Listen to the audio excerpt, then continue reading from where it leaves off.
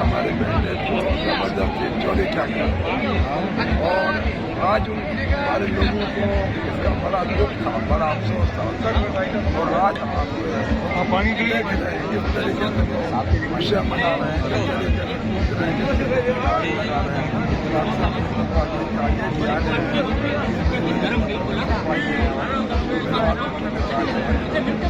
हाकिम बलोच साहब